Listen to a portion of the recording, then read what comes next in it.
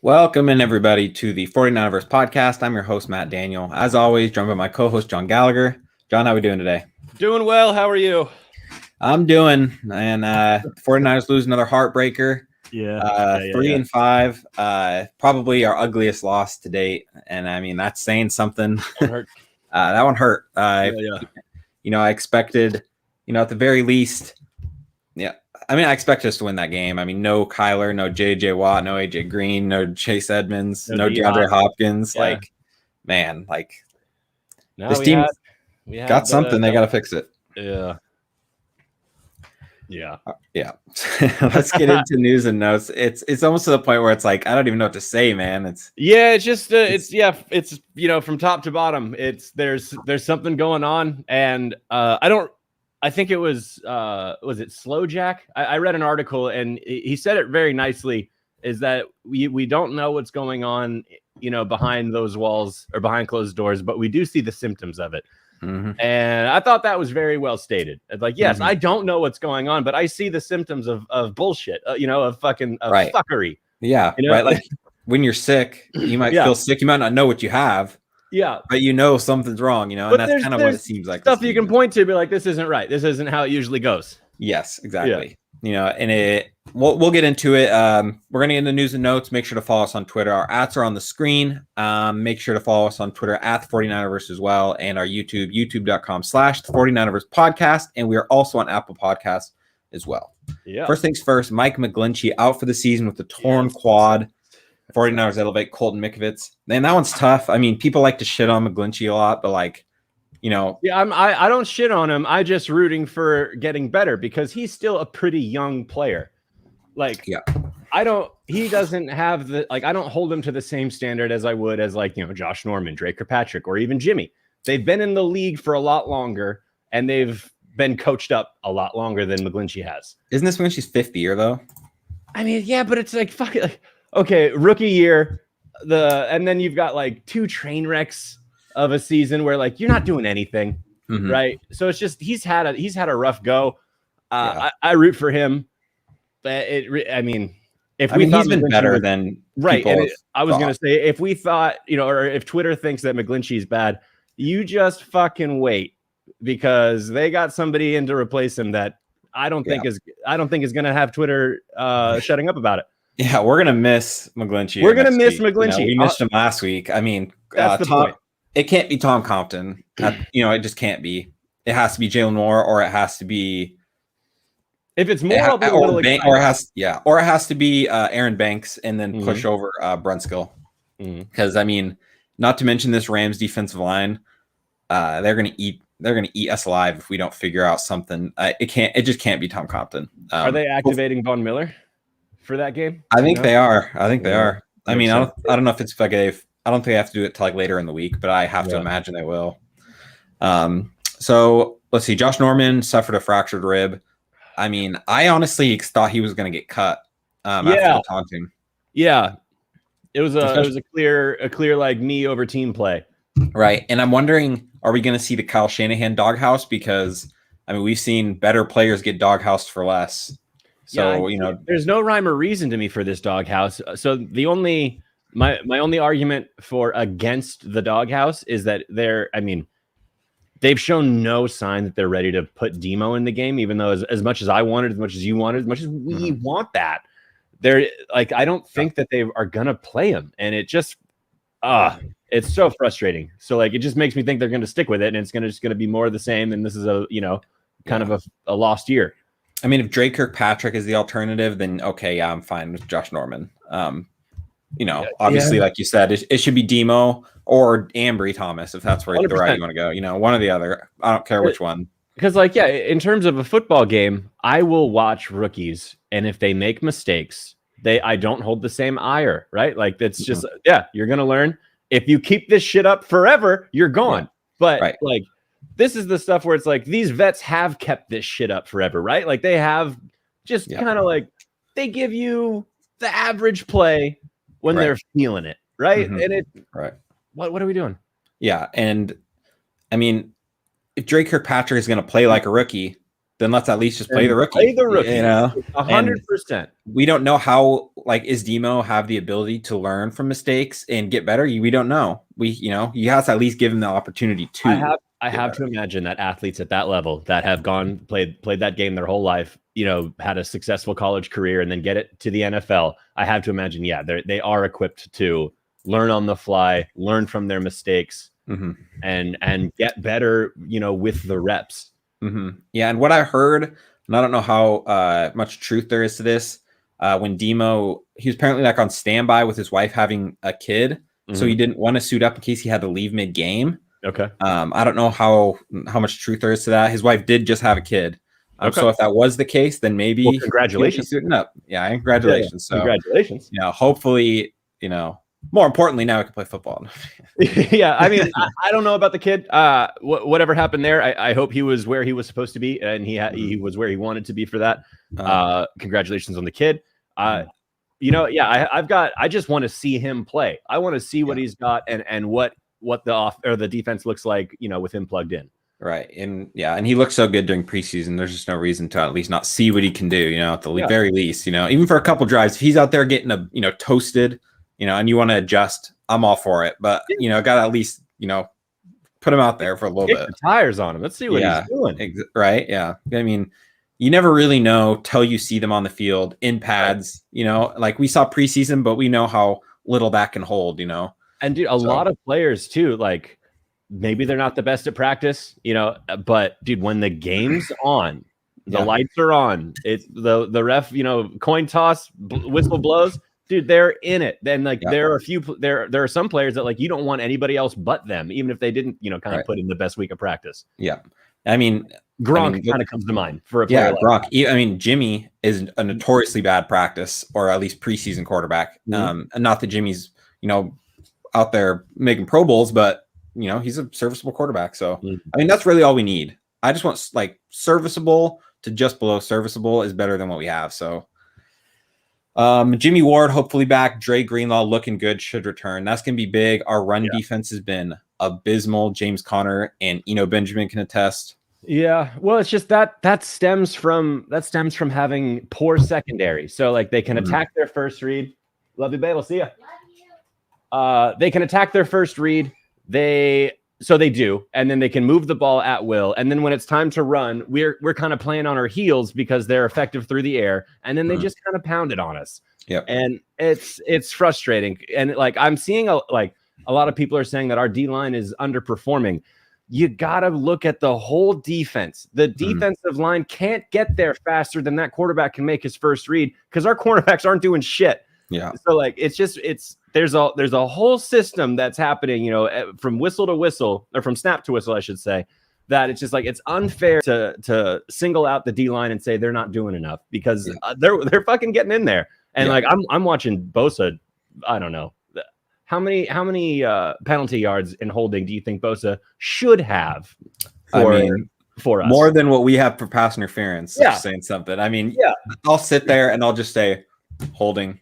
Dude, every single play, and not even like little holds, like egregious holds where it's two entirely different people locking up arms. Yeah, I saw one where the guy's arm was so far up Bosa's shirt, he was almost elbow deep inside his shoulder pad, and I'm just he's taking him to a country dance. Yeah, right. Yeah, not like you need to blow the whistle there, and like with this season too, with the egregious bullshit that I see from the refs, like that hip check to Marsh.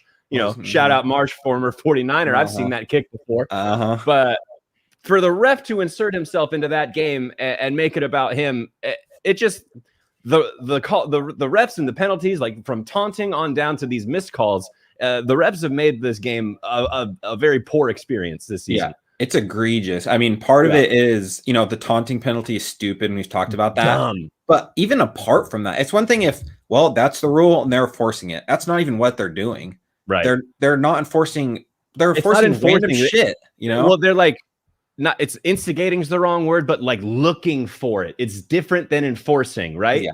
Like when enforcing means every time you see it, you call it. Like I feel like they're fucking manufacturing a lot of these calls because maybe they feel like they haven't had some screen time in a little bit. Yeah, and part of what a lot of people don't see behind the scenes with referees is they're, Cassius Marsh could have been doing a lot of things where they borderline, and then that was the last straw, maybe, or maybe the defense the whole time was doing that.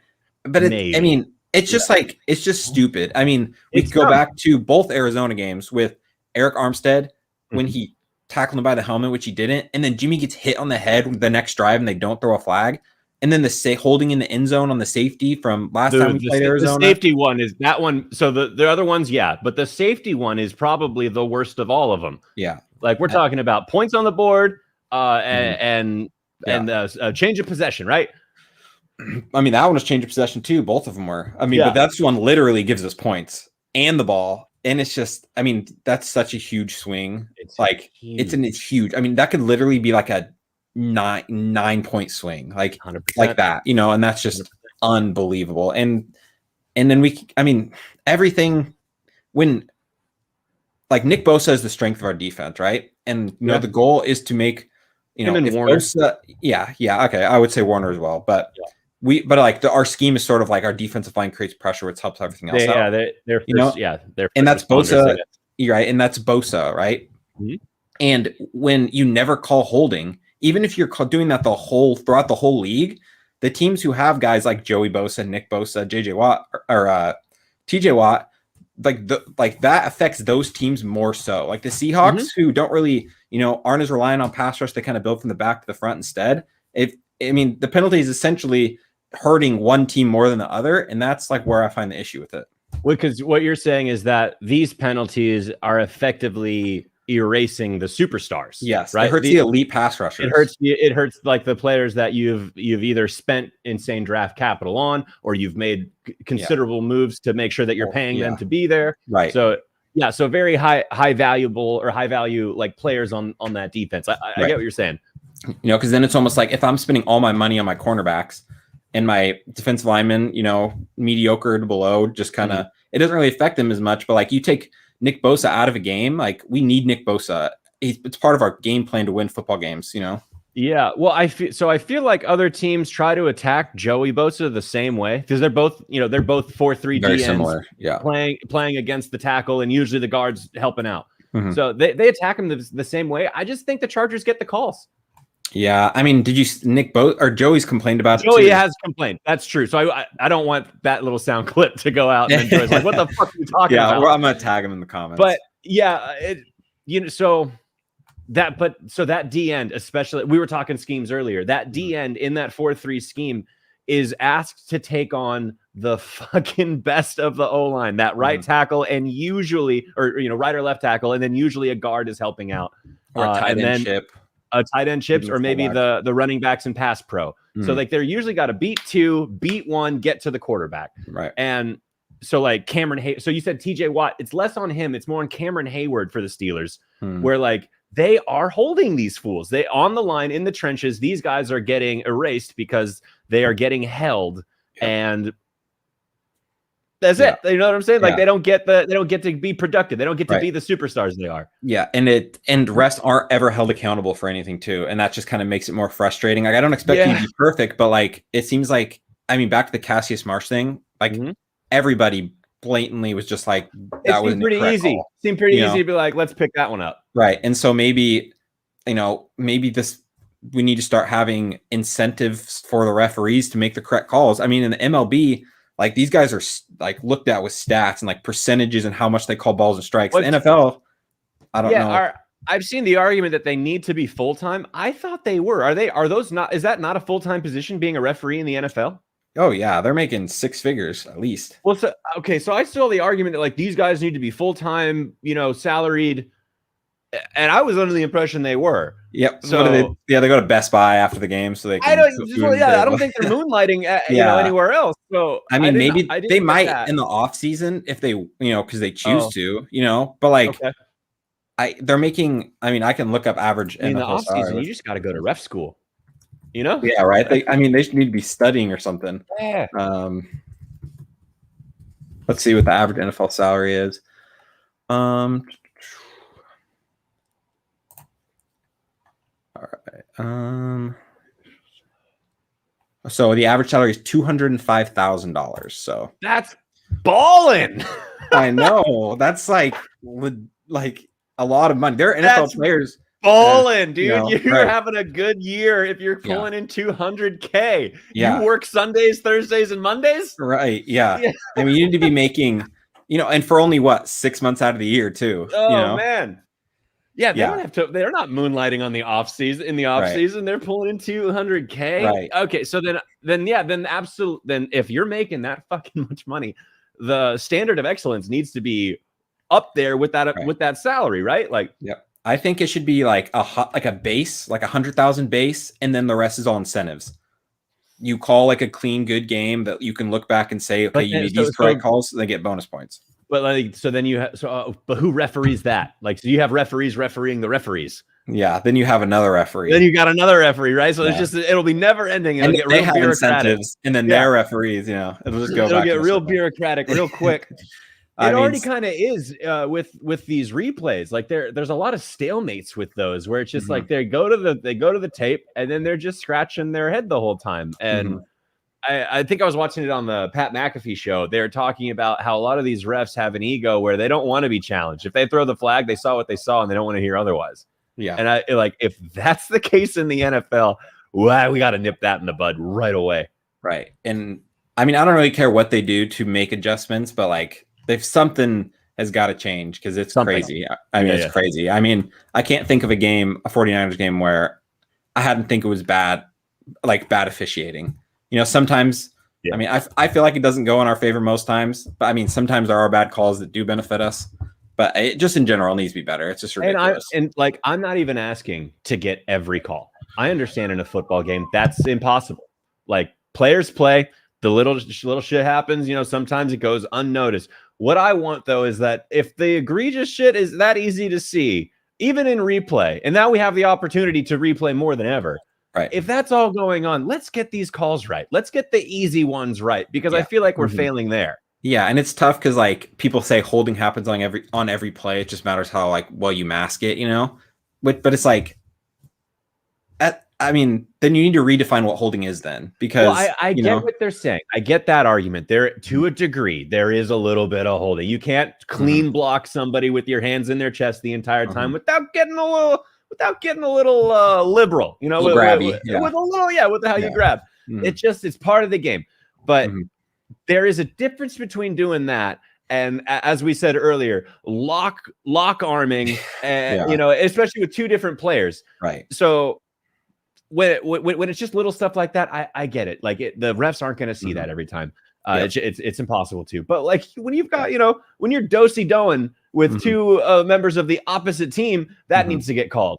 Yeah, I have to imagine like if one of these games we have a referee who decides to like really hammer down on holding, and we get a few calls, and eventually they have to stop holding Bosa, and just our defensive line in general is going to go insane. He'll go nuts. But it's just maybe is it ever going to happen? I don't know. Yeah, I don't know. And it does suck that we've lost Kinlaw, because the only way that he gets to get less double teams is if our D tackles are demanding them. Right. So it just, for this line to work, everybody's got to be playing at a high level, and it sucks when we get these injuries. Yeah, and defensive line is like a unit together. You help each other out, and it sucks Kinlaw's out for the year. I mean, DJ Jones just isn't the same. We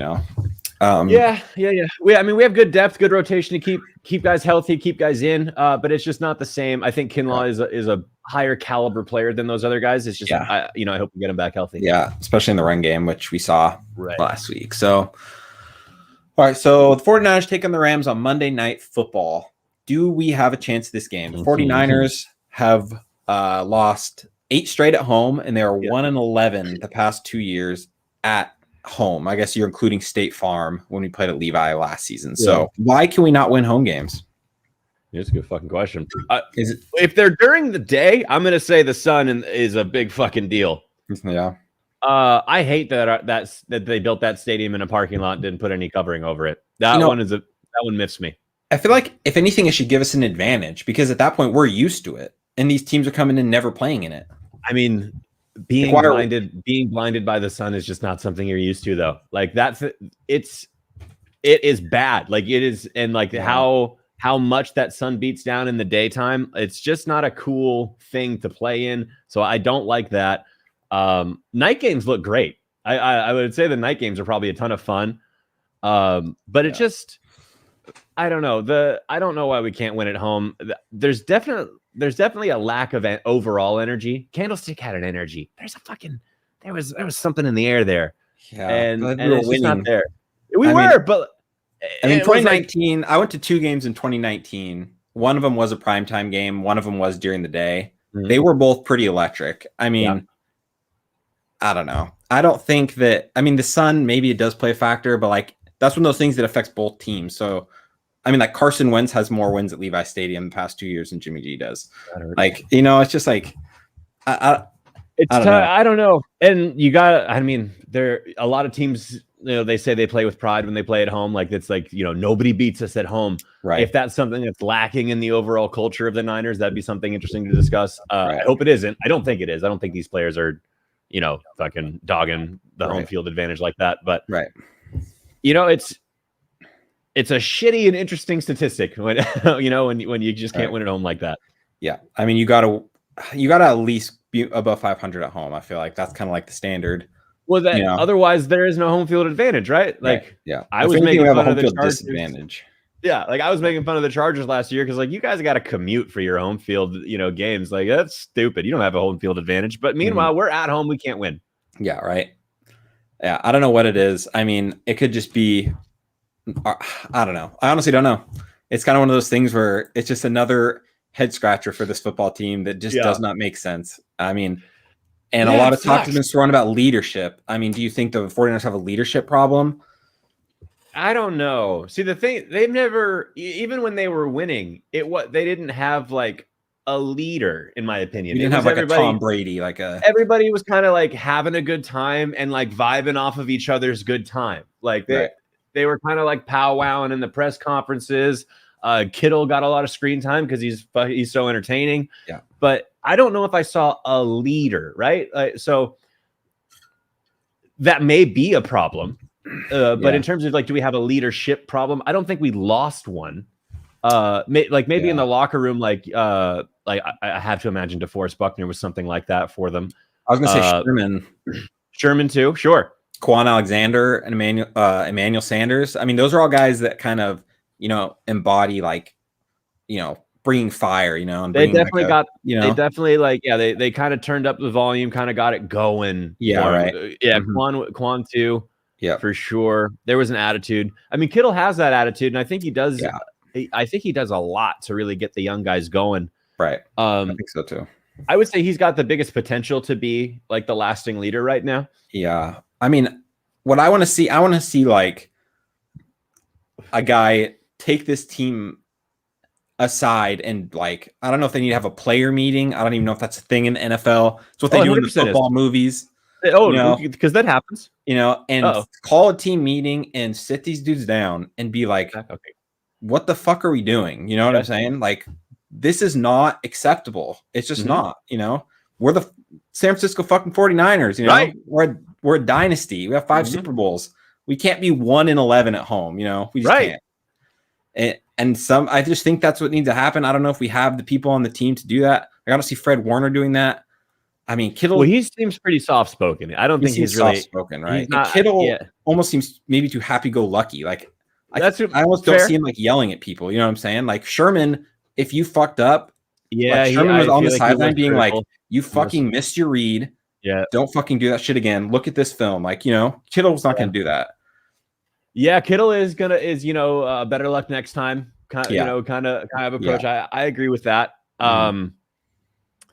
It's tough to say though, because with Kittle, you don't want him to say, "Do what I do," right? Because a lot of people can't do that. Yeah. So I get the approach of like, better luck next time. You're like, a lot of people just aren't, you know, they're not cut from the same cloth as George Kittle. Yeah. Yeah. So for him to get critical, like, you need to fucking pancake your block or like whatever it is. Yeah. Right. You know, it's a tall order. So that's kind of a thing. Like when you're asking your tight end to be the leader, like it's not really a leadership position, but I understand that there are figures in the NFL that definitely embody, you know, playing at the highest level, and they are tight ends. And it kind of goes back to our young guys thing. I mean, you're not really going to Josh Norman. Josh Norman's not going to take like George Kittle coming up to him, you know, like you're right. And if like Jimmy Ward goes up to like Josh Norman and is telling him that he needs to do something better, Josh Norman's gonna tell him to go fuck himself, you know? Yeah, like, Josh is like, I've been in the league a long time there, Buster. Exactly. Like I'm a Pro Bowl corner back in the day, like, you know, like 5 years ago. Yeah, right. Ago. Like 2015, like come on. You know, and I just think, I mean, if like Demo, I mean, I guess I don't know the guys, but I'm assuming a rookie is going to be able to sit there, you know, and listen to like constructive criticism, you know, in a different way than like a Drake Kirkpatrick is, who's been in the league for so long. Yeah, because what I don't get is that when a rookie makes a mistake, a good rookie, if a good rookie makes a mistake, you can point that mistake out, and that rookie will learn from it and not repeat the mistake. Josh Norman, Drake Kirkpatrick, they're making the same mistakes we've seen them make. Like they can get blown out in coverage. They can get grabby around the waist when they feel like they've been totally beat. They're liable for a pass interference call if they get burned or if they feel like that, you know, they're going to get out muscled on the ball. Right. Like that's who they are. And like that, as many times as that's been pointed out to them in the film room, that the play improvement has not followed. Right. So like, I don't get why we're just not shifting focus to the rookies and seeing if those are things we can alleviate. Right. And I mean, yeah, like you said, they've proven that they aren't adjusting. And even if a rookie doesn't adjust, then you learn, okay, now we need to get new corners, right? We need to go and make adjustments in the draft. 100%. If we don't know what Demo and Ambry is, what if they're both elite corners? And like then we can address something else. Yeah. You know, I mean, we probably need to make moves corner regardless, but you know, you still need to at least understand what you have at some point. 100%, especially when the argument is we need to be competitive on Sunday, right? And you're not with what you got. Yeah, right. Well, you're 3-5. It's like, well, then what? Yeah. If you want to be competitive, then start some new shit. Like let's fucking try something else out. Yeah, and if Kyle Shanahan's doing this and like we're winning football games, even if it's ugly and like we're competing, then it's a win. Story, there's no discussion. If right, we're not competing. 100%. But even the wins that we have, they're ugly and they're against bad teams. Teams. Like if we had a good team, we should be blowing them out, right? There should be a margin of victory that is absolutely easy to point to. Yeah, but no, that's not the case. We're squeaking by against bad teams and we're losing heartbreakers. Yeah. So like, let's change up the script. It hurts. Yeah, time for a change for sure. And that leads us to our community question of the week. I asked, what is your biggest gripe with Kyle Shanahan, and what should he change? Don't hold back is what I told him. And so Anthony Nagatani said, Kyle Shanahan is an impatient, pessimistic control freak who needs to be less emotional, better able to motivate his players by celebrating them when they make off-schedule plays. He needs to cut loose and allow his quarterbacks and wide receivers to improvise more. So I like the cut loose the sentiment. I don't think Kyle Shanahan's very emotional. Like, would you consider him an emotional fella? No, I don't think he's emotional, but I kind of get what he's saying with like. It's actually the gripe I have though is this kind of even keel thing he does. In the face like of total bullshit. In the face of like what the f is going on. Right. You're acting like nothing's going on, and you're not. That's actually what grinds my gears. Right, and I do miss like the Jim Harbaugh, like that dude. When you pissed him off, you knew it. Yeah. And same Robert Saleh, you know, like Robert Saleh's out there chest bumping guys. Like, you know, I like that. But I do agree, like, especially with what you're saying about like off schedule improvising plays. Like, it seems like every time Jimmy rolls out and like an off script play happens, it's like something good happens. Yeah. But then it's like, okay, we're just not going to go back that for a while. And it seems like when we found success with Jimmy, like it's when he's bootlegging, it's when he's doing a little bit more off script than, okay, 2 drops and I'm going to stare at my first read until I get sacked or I make a bad throw. I don't know. It seems like people have talked about how Kyle drills, like, I want you to read this play how I told you to read it instead of like how it develops. It's a double-edged sword there. So the thing with Jimmy is that like he'll check down when the deep's open, right? Like when the deep option is there. Like that's been documented on film. So like he does get the completion and he gets the mark for that.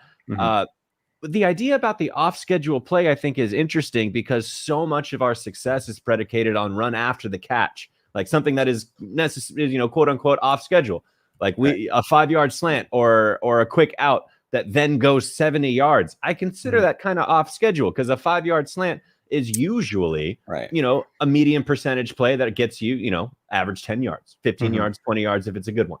Yeah. But like the way that they scheme, is that they kind of scheme those run after the catch types of plays.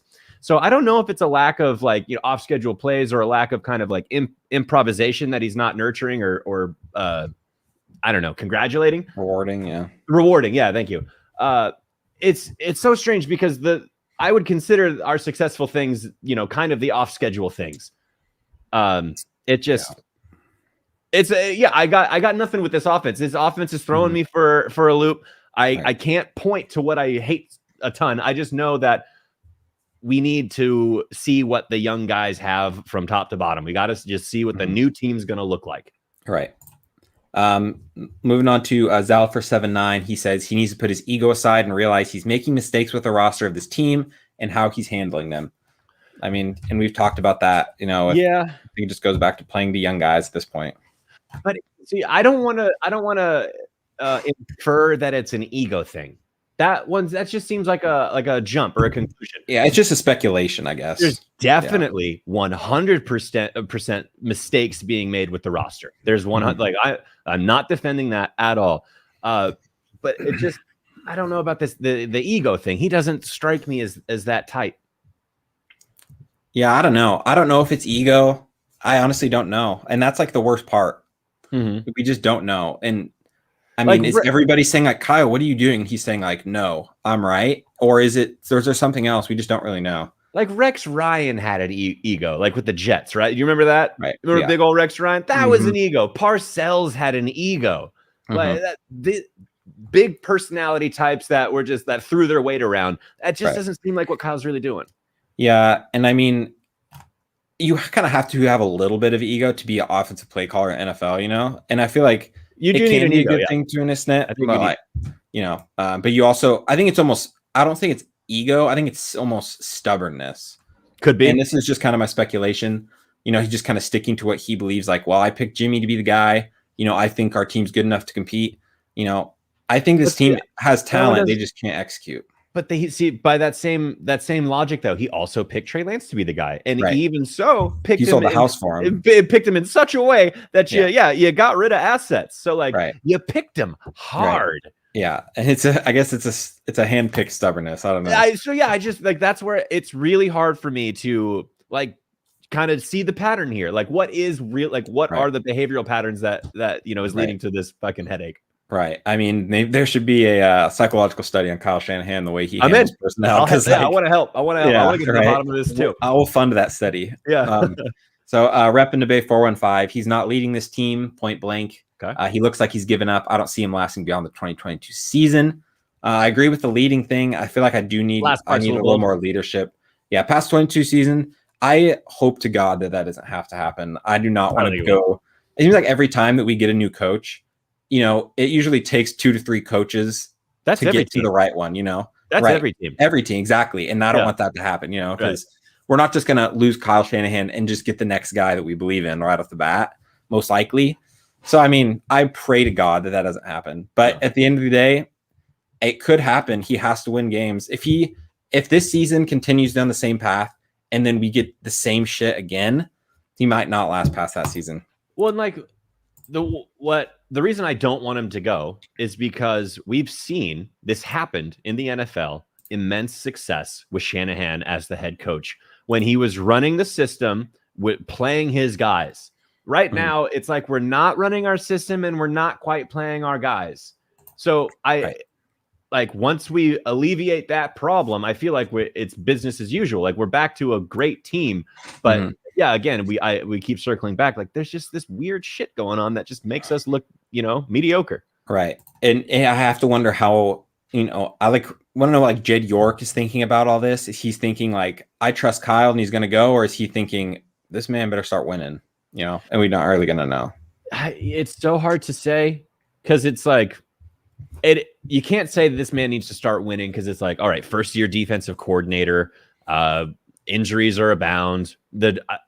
but then you still got to play your draft guys. There's I feel like there are faults on different places in the organization. It's hard to say that it's like on Kyle that he needs to win these games. Right. And then it's in the NFL, like when you're a head coach, it comes down to like everybody uses like, what's your record? Like, we're winning percentage, and I mean, at some point, I mean, you can say he has bad luck. You can say the injuries have been bad, which are all true, but like, it's not just bad. You gotta eventually win. Yeah. Right. I get that. Right. But let's be fair. The context around the 49ers in these last years, it's not like we were, getting by with the second and third wide receivers. Like we were trying to get our second and third quarterbacks to the playoffs. Right. Like it's a bigger deal. Yeah. But I mean, it's just hard to look at it that way when we just got beat by Colt McCoy. And no question about it. We got beat by Colt McCoy after we already look bad. We don't have cornerback. Like this team is beatable, right? We just need to start seeing. Yeah. We just got to start seeing who can we plug in that gives us, a spark. Yeah, and if it was 2017, it'd be different. But it's 2021. We have the names, we have the talent. We know we have the talent. They just got to figure out a way. That's all it is. It's up to them to figure out a way to win. I don't know what they need to do, but I got to do something. Mm-hmm. So let's get into this week's pick'ems. We both went 8-6 last week. Really? We're pretty tight. It's a pretty tight game. I mean, last week was crazy all around the NFL with That's true. With the games. Last week, Jacksonville. Let's talk about last week. Last week was stupid for the NFL. Right. Buffalo can't score against Jacksonville. Right. 6-9 in score. There were some other crazy games too. Denver destroys Dallas. Yeah. I don't know. That's what makes the NFL great, I guess. Any given Sunday, it's true. It's true. But you do want to be you should be able to point to stuff like the Bills against the Jaguars based on how they've played this season and based on how the Jags have played. And you should be able to make a confident assessment. Right. Bills win. But the fact that it didn't happen, and the Jags, who haven't sacked anybody all year, they go off. That defense goes off. Josh Allen said, "That's my name, boy." Man, what a game by Josh Allen. Not the one you'd expect. The defensive one. For sure. Yeah. All right, so let's get into picks. Let's start with Thursday. You can go first this week. I mean, I got to go Baltimore. I don't even think Miami's going to have Tua. Is he going to miss another one? I think they're planning on Jacoby Brissett being their starting quarterback. Gross. That sucks. Yeah. I had to start him in one league where my quarterback, I had Kyler and Tua. So I had to start Jordan Love and Jacoby Brissett. I did not win. Okay, back to fucking rookies who sat for the year. Jordan Love didn't look anywhere near ready, right? Right. Nowhere near ready. I do not want that for Trey Lance. Right. It's not the future I want. I mean, if Trey Lance ends up being bad, then the sooner that we figure that out, the better. We're only going to benefit even if he is playing bad, which I don't think he's going to. Because I believe in Trey Lance. But if he does, at least we know. Zach Wilson has not been playing too hot. You see Mike White just got announced the starter. Yeah. Man. That hurts. That's tough, man. First overall pick. Second. I'm sorry. Second. It doesn't even make it any better. It's bad. Mike White was working at Verizon last week, crazy. That's gotta suck. Yeah. I'm hoping maybe he'll get better from it. I don't know. I mean, we're upset because we've got these Jimmy and Trey woes. We don't have Zach Wilson, Mike White woes. No, I much prefer these woes. I like these. If we're gonna be picking woes, these are better. Right, for sure. Yeah. Atlanta at Dallas. I think Dallas is gonna bounce back. Yeah, 100%. Dallas has a get right game. Yeah. New Orleans at Tennessee. Tennessee is kind of intriguing right now. They beat up on the Rams pretty bad. They beat up on that defense. Looks kind of real, which I didn't think was going to be a factor. New Orleans, I don't know if they're rocking Simeon or Hill. Yeah, I don't think it really matters too much. I'm going to go Tennessee. I think that's the pick. I think Tennessee's the pick. Yeah. It's two good defenses, but the New Orleans offense, if Kamara is injured too, that's kind of whispering through my Twitter timeline also. Yeah. I think Tennessee can win that. Yeah, I think so Indy too. and Jacksonville. I like Indy there. Yeah, I think they're going to be able to. Maybe they'll build off that. I don't know. I think that was a little fluky. They're coming off a hell of a win, but yeah, I do think that was fluky. Yeah. Cleveland at New England. Good game. Nick Chubb on COVID IR. Doesn't know if he's going to be playing. I think I'm going to go Cleveland. I think D'Ernest Johnson's good enough to do what he needs I wouldn't mind if Myles Garrett gets after Mac Jones a little bit. Before last week, I liked Mac Jones a ton. I thought he was showing a lot of promise. That little twist shit he did with Brian Burns. I was going to say that dude, I'm pretty sure I'm out on Mac Jones as somebody I root for. I think he's kind of dirty. What irked me more almost, because I watched it a couple times and it's really hard to tell. I mean, he knows he's not as strong, so maybe he's just doing everything he can, not thinking maliciously. But when he got up, gator roll, it's the fucking roll with the ankle that looks way too malicious. Right. And it also bothered me. He got up and I think, was it Burns? Is that who it was? Brian Burns. Yeah. And he's on the ground, obviously in pain. And Mac Jones doesn't even look down at him, And it's I don't want to just, it's hard for me to just jump to conclusions like players are dirty. Right. But that play looked so fucking shitty. And it still makes me mad when I think about it. And Mac Jones was having a tough day. That defense was getting after him. Yeah, I understand the New England Patriots after a pick. Yeah, the New England Patriots were fucking winning and they won, but Carolina was getting after Mac, and I think they really frustrated him. And when it was like a strip sack on that play. Yeah, I think he knew what he was doing when he went for that fucking ankle. I hated that the roll part. Because I've seen so many tackles where people go for the ankle and it's not a roll. It's a trip. It's they hold the ankle. It isn't this thing where let's bring it to my chest and roll with you. That part is it makes me so mad. And I don't want to jump to conclusions like you said. It looked pretty bad. He's also not a trained tackler, so maybe. But the way that he walked away from it kind of makes me just be like, okay, that was dirty. He wasn't like, oh shit, bro. I'm so sorry. You good? He just didn't even look at him, just walked away. It's not being a trained tackler. Usually, you're gonna grab and hold. I'm grab and hold, and I'm hold on for dear life. Yeah. To bring in and roll, that's a whole different thought process. That's you know what you're doing. I don't think you intuitively bring something in and roll like that, especially as a football instinct. That's not something people really do. And no flag was called either. If you do that to a quarterback, you're probably getting ejected. Dude, 100%. That it kind of looked like the kind of shit that Ndamukong Suh kind of like to get get away with. When he played, did I step on that? Or sorry, did I twist that? It was just kind of like that. And those plays really get me mad. Yeah. Does that mean you're going Cleveland here? Yeah, I kind of want him to beat up on him. I kind of want Cleveland to beat him up. I think if you did that to Myles Garrett, I think Myles Garrett's probably throwing his helmet at him.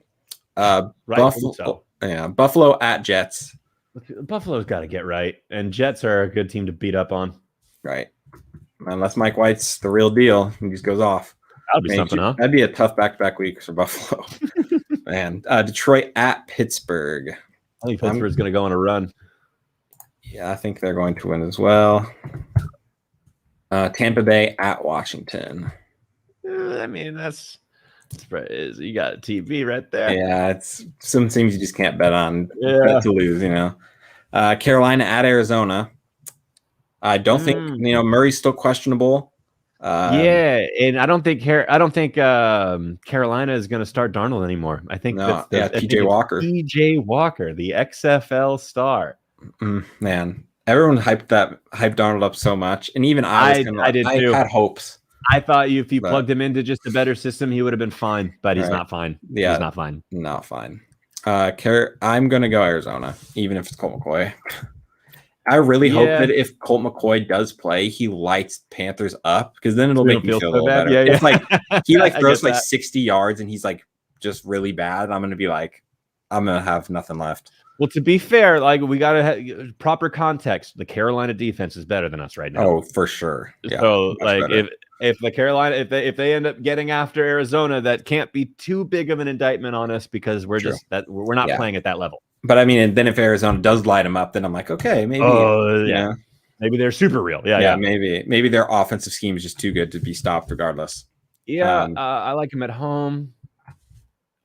Christian McCaffrey's still. I think he's going to play too. Yeah, he's going to get full systems go for him. I mean, he can take a game over. Oh, let's go Carolina. If I got, I think we have a lot. Yeah, a bunch of similarities. I'm gonna go Carolina there. That's true. I think we've been, we've been the same up until there. So yeah, see, I can't edge ahead if we keep fucking going the same. That's true. That's gonna be my strategy. I'm just gonna make you pick first, then I can't lose. Yeah. Minnesota at Chargers. I'm going to go Chargers here, even though the Chargers have been playing kind of shaky. Chargers. I like Chargers here too, and especially, have you been following this Dalvin Cook story? I don't know what to believe or think. I saw some Adam Schefter. I don't know either. I don't know what to believe either. But both sides of the story are nuts. Yeah. So either he's very abusive towards her, or she sneaks in, breaks in, maces him and his friends, and they just go and they fight. Guns. Yeah. There's so much going on. I have no idea, man. There's and she's like a sergeant in the army too, and it's just like the story just gets crazier. Yeah, it's insane. I don't know. There's so much to that story. That's gonna be a fucking Lifetime movie by the end of the season. Oh yeah, I could see that. Yeah. I wonder if he's gonna miss any time, but I'm assuming he'll play until more info comes out. But yeah, they kind of like they play until like they're just literally not allowed to. Yeah, right. Until like they're literally in jail. Yeah. Philly at Denver. This one I could see being interesting. Yeah, the Denver defense is super sick. Philly's offense has been all right, and their defense doesn't suck. Yeah, they've been playing close games every game, seems like. Yeah, I think Philly's got the firepower there. I'm gonna go with Philly. I'm gonna go Denver just because it's in Denver. Could just run straight at him. I love Gordon Williams. Yeah, 1-2 punch. I can't wait till Williams takes over that team. He will. Yeah. But Seattle at Green Bay. Russ is back, and I'm assuming Rodgers is back. If Rodgers is back, it's Green Bay. Yeah, especially in Green Bay. Then Kansas City at Raiders. This one's interesting. This one I don't think is a lock. Yeah, two pretty. Raiders play Kansas pretty tough too. They do. They usually do beat them, but then it's like the Raiders going through all these issues. They did just sign Deshaun Jackson, which is a nice little replacement. Mm-hmm. I'm going Kansas City. Yeah, it's kind of hard not to because I feel like at any moment, if Mahomes does just turn it on, it's over. Right. I'm imagining that it's going to click one of these days. It has to, and it's like I know it's going to be the week that I bet against them. You know, when like the Raiders don't have a secondary that can really shut down Tyreek either. Right. So if he hits Tyreek for a few, like Tyreek is liable, to go to the house every time. Right. Yeah, exactly. It only takes like 3 plays for them, and that could be 3 touchdowns. So yeah. All right. So the one we all been waiting for, Rams at 49ers. So I've picked the 49ers every single week through our podcast. Yeah. And clearly that is not the way to go. I'm going Rams. I'm going Rams both because I hope that it does reverse the jinx, but like, come on, man, the Rams are playing so well. I'm hoping maybe this is just the jinx, and I'll just have to pick against them every week. Yeah. I don't know. Well, we will be live on Monday at 5:00 following the show, hopefully in good spirits. I guess it'll be Tuesday. I guess we haven't even talked about that. Yeah, because it's Monday Night Football. Right. So I guess Tuesday, or we'll figure it out. We'll let you guys know on Twitter. Yeah. Thanks for coming in, everybody. Hopefully the Niners can fix their lives. Gotta fix it. Thanks, everybody. Sounds like football, baby.